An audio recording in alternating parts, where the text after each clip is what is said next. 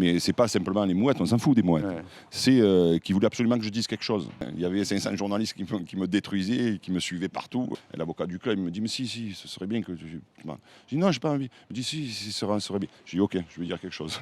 Donc j'arrive, je sors ce qui me passe par la tête. Et je m'en vais. Tous les journalistes qui étaient à cette conférence de presse sont très fiers d'avoir assisté à cette conférence de presse. C'est un moment mythique. Est-ce que vous savez ce que vous ferez demain, après-demain, ou votre vie est imprévisible? Je sais je sais ce que je fais. Par exemple, je sais que si je viens, je fais une interview. Ouais. Je sais que je vais faire je vais donner une interview. Mais par contre, je ne sais pas ce que je vais dire. Et ce que je vous dis aujourd'hui, demain, je vous dirai complètement autre chose. Et le PSG, c'est pas l'OM.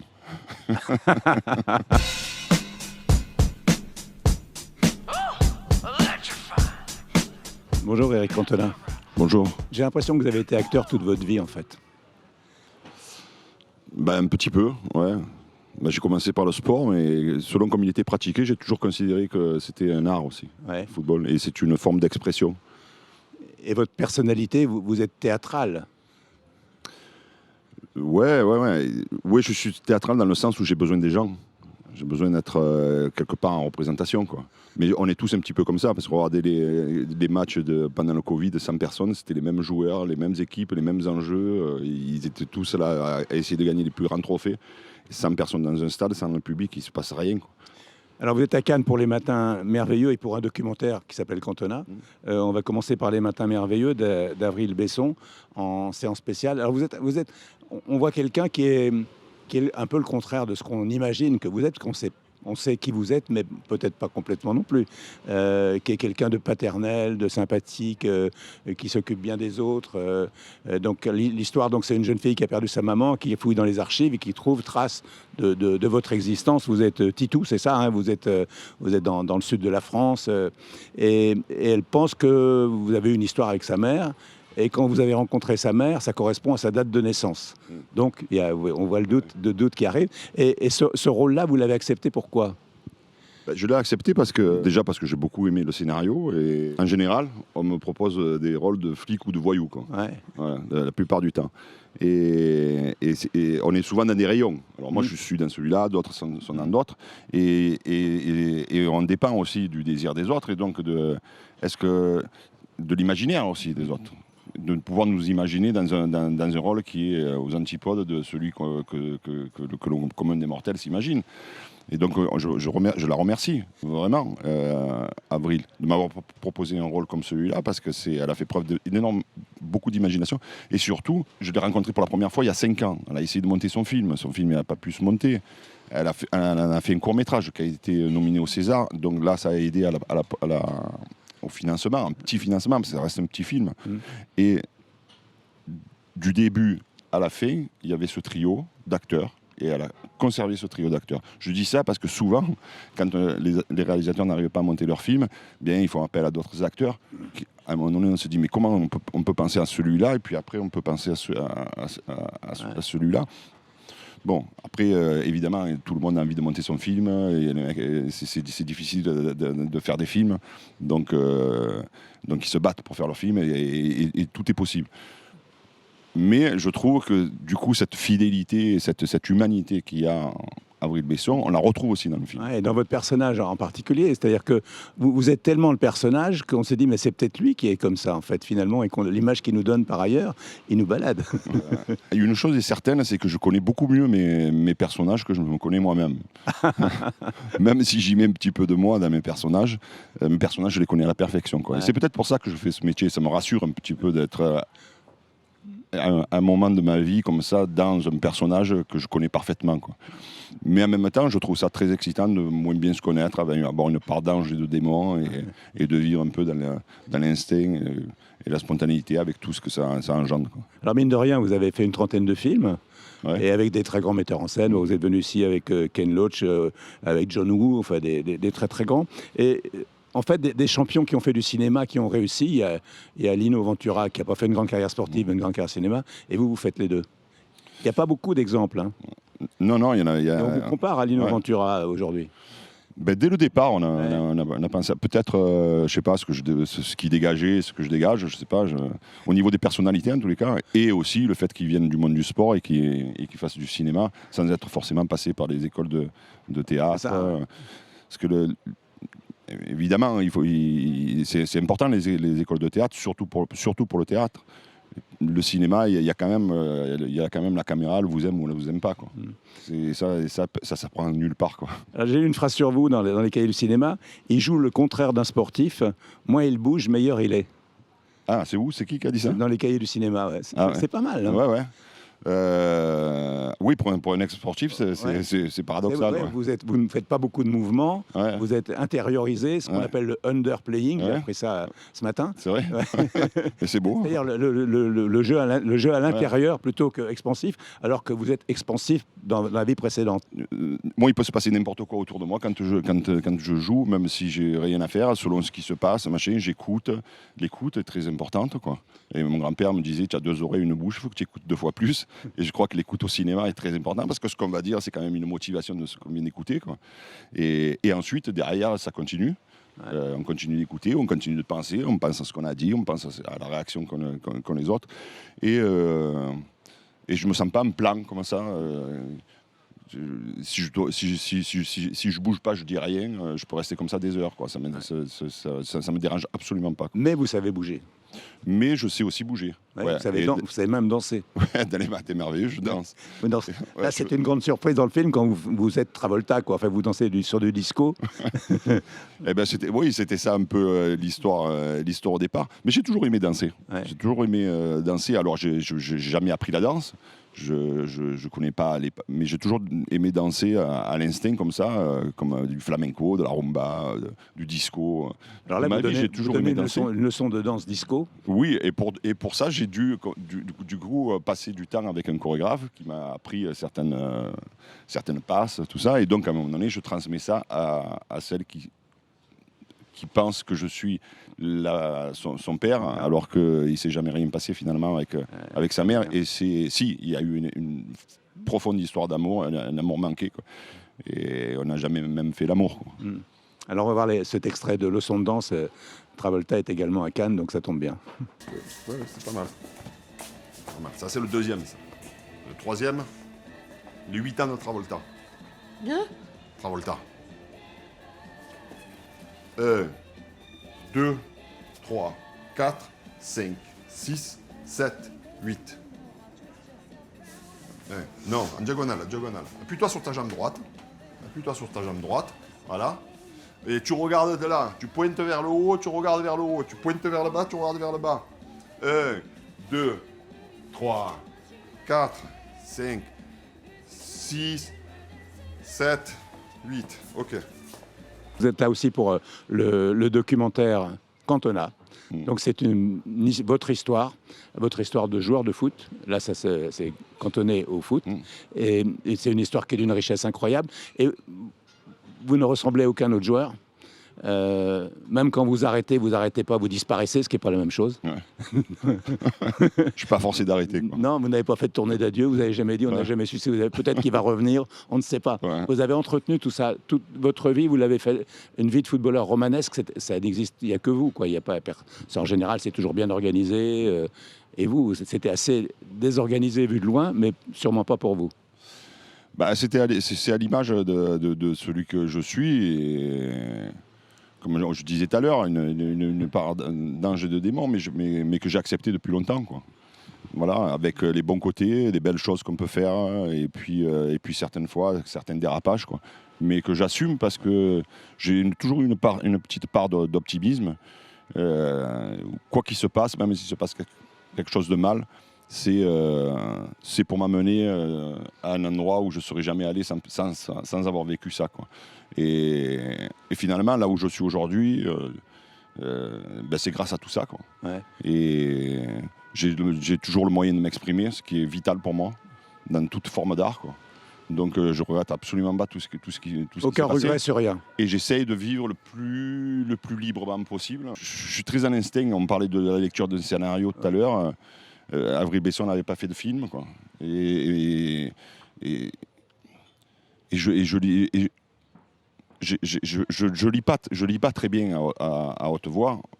Parce que quand j'étais au CP, il y avait des traumatismes avec la prof, tout ça. Mais ça, c'est pas. Mais par contre, je crois que je lis bien. Je lis très lentement, mais je lis bien. Je comprends bien ce que je lis.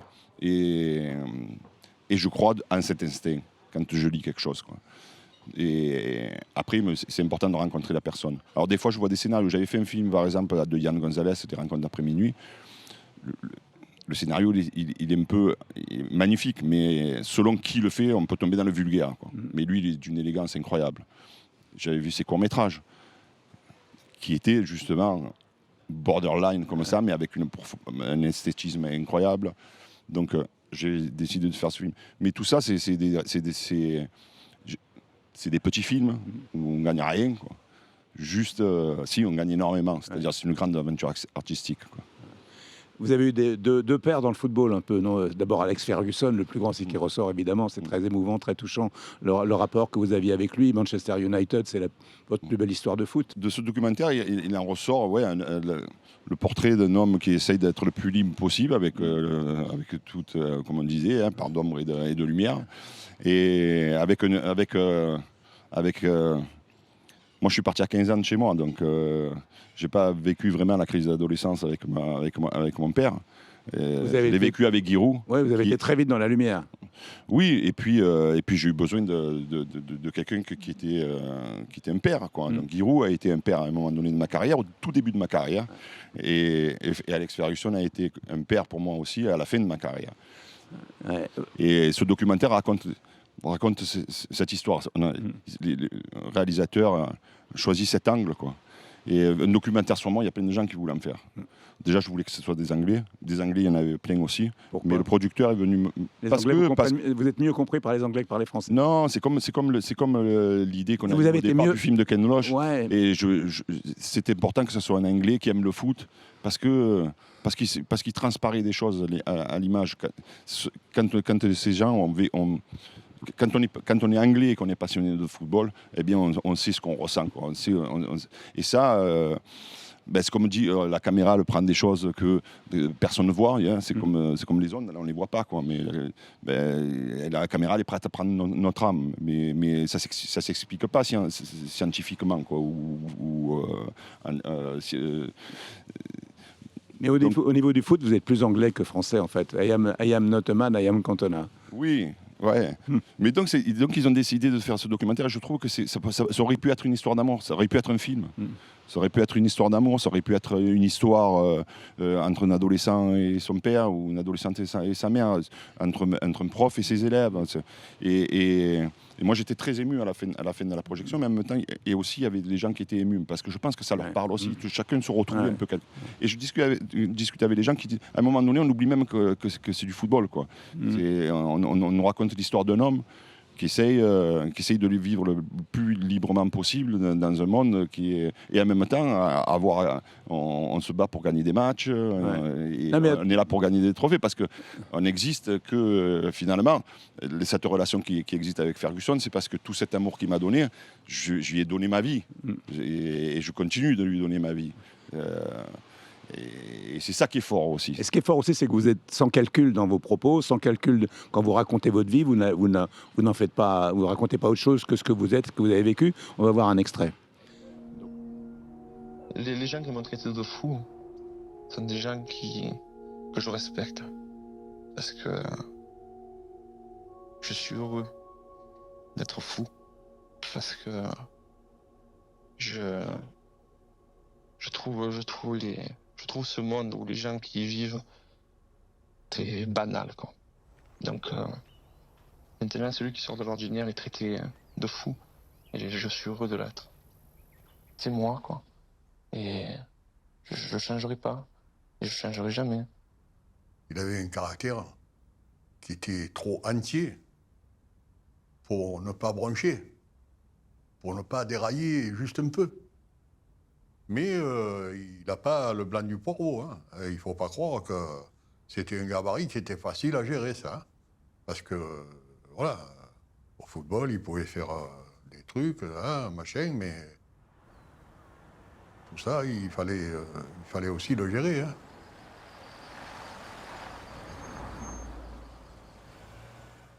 C'est comme un film, vous avez raison, parce qu'on y retrouve tout ce qu'on aime dans le cinéma, c'est-à-dire à la fois de l'émotion forte, très très forte, quitte à pleurer, et du rire. Parce que vous aimez tellement la vie qu'il y a des scènes qui sont drôles, qui ne seraient pas drôles si ce n'était pas vous. Bah, oui, ouais. Oui, il y a beaucoup d'émotions. Et moi, ce que j'aime aussi, c'est vrai, dans le cinéma, c'est qu'on passe de l'émotion au rire parce qu'on a conservé l'humanité, quoi. Et dans le film de Ken Loach, il y a ça. Ouais. C'est parce qu'il y a une profonde humanité qu'on peut passer du rire aux larmes, comme ça, et qu'on joue les choses au premier degré, quoi. Et il y a de ça dans ce film et dans le rapport que j'essaie d'avoir à la vie, quoi. Ouais. Voilà. Alors après, évidemment, je suis pas totalement libre et je dis pas toujours ce que je pense. Je pense aussi un petit peu ce que je dis de temps en temps, mais j'essaie d'être le plus libre possible, quoi. Est-ce que vous savez ce que vous ferez demain, après-demain, ou votre vie est imprévisible? Je sais je sais ce que je fais. Par exemple, je sais que si je viens, je fais une interview, ouais. Je sais que je vais faire je vais donner une interview. Mais par contre, je sais pas ce que je vais dire. Et ce que je vous dis aujourd'hui, demain, je vous dirai complètement autre chose. Ouais. J'essaie d'être dans l'instant. Alors, et c'est ce qu'a fait que, on parlait des moments un peu rigolos, il y a cette conférence de presse. Mais c'est pas simplement les mouettes, on s'en fout des mouettes. Ouais. C'est qu'ils voulaient absolument que je dise quelque chose. Il y avait 500 journalistes qui me détruisaient, qui me suivaient partout. Je sortais de ma maison, il y avait 50 000 mecs autour de moi. Et puis, pourquoi je vais leur donner quelque chose, quoi. Ferguson, il disait, c'est ma conférence de presse. N'oublie pas. C'est les conseils qu'il donnait. Il dit, c'est votre conférence de presse, c'est pas la conférence de presse des journalistes. Donc moi, je vais me poser quelque chose. Et je dis, non, je n'ai pas envie de parler. Pourquoi je vais leur parler? Ils sont 500, les mecs, ils m'ont détruit. Et l'avocat du club, il me dit, mais si, ce serait bien que tu... Je dis, non, j'ai pas envie. Il me dit, si, ce serait bien. Je dis, ok, je vais dire quelque chose. Donc j'arrive, je sors ce qui me passe par la tête. Et je m'en vais. Ouais. Donc le contenu, on s'en fout. Moi, ce qui est important, si tu veux que je dise quelque chose, je vais dire quelque chose. Comme dans le silence. Le silence, après, on peut tout imaginer. Par contre, je pense que tous les journalistes qui étaient à cette conférence de presse sont très fiers d'avoir assisté à cette conférence de presse. C'est un moment mythique. Hein. Votre vie, c'est un peu comme un tableau, comme une peinture. C'est-à-dire une toile blanche et on ne sait pas quelle couleur vous allez mettre. Pas du tout. Mais moi, quand je commence un truc, je ne sais pas vraiment ce que je vais mettre. Ouais. Non. Je sais que j'ai ça, mais je ne sais pas ce que je vais faire de tout ça. Voilà. Si je vous dis, je vais vous donner un certain nombre de noms, et vous pouvez dire un mot sur chaque nom. Manchester. Manchester, c'est ville industrielle des années 90. Marseille. Le rock et le foot, quoi. Marseille. Marseille, ville portuaire qui nous entraîne au-delà de l'horizon. Cannes. Cannes, c'est où on peut voir des grands films. Voilà, et où on est fier de montrer le travail qu'on a fait, et où en même temps, il y en a qui aiment certaines choses, il y en a qui aiment un peu moins. Moi, je suis bien quand je suis dans ma chambre, quoi, en dehors du travail. Alex Ferguson. Alex Ferguson, j'ai rencontré 3 hommes extraordinaires dans ma vie. Ces 3 rencontres, c'est Ken Loach, Giroud et Alex Ferguson. L'équipe de France de foot. L'équipe de France de foot, c'est une équipe de France de foot. L'équipe de France de foot, c'est celle qui représente le plus la société française. Ça a toujours été comme ça. Le football, j'avais fait un documentaire Football Immigration. Et le football, c'est un sport populaire qui se joue dans des quartiers. Et souvent, les vagues d'immigration sont dans des quartiers. Et le football représente vraiment la société française. Le disco. Le disco, c'est la fièvre de samedi soir. Voilà. J'ai appris que John Travolta était ici. Il est venu pour vous voir. Au moment où j'ai fait quelques passes de danse de disco, c'est incroyable. Le regret. Le regret, non, comme je vous disais tout à l'heure. Mais pas de regret. Non, parce que grâce à ça, j'ai pris des chemins de traverse qui me mènent là où je suis aujourd'hui. Je suis très bien. Le PSG. Le PSG, c'est pas l'OM. Est-ce que vous aimez le silence? Vous avez dit oui, vous aimez le silence. Ah, j'adore le silence. Ouais. Mon grand-père disait, tu as 2 oreilles, une bouche, il faut que tu parles 2 fois plus que tu parles. Et ça veut dire qu'il faut écouter. Voilà. Et puis, si on doit vivre un moment de silence, vivons-le ensemble. Il y a John Cage, il a fait un morceau de 4 minutes 33 de silence. Miles Davis disait, le silence est une note. Et Mozart disait le silence est entre les notes. Non, c'est Entre toutes les notes. la musique. La musique, La musique, c'est le silence entre les notes. Voilà, exactement. Ouais. On peut faire du silence si vous voulez. Ah, mais ça peut durer des heures. Hein. Allons-y. Allez.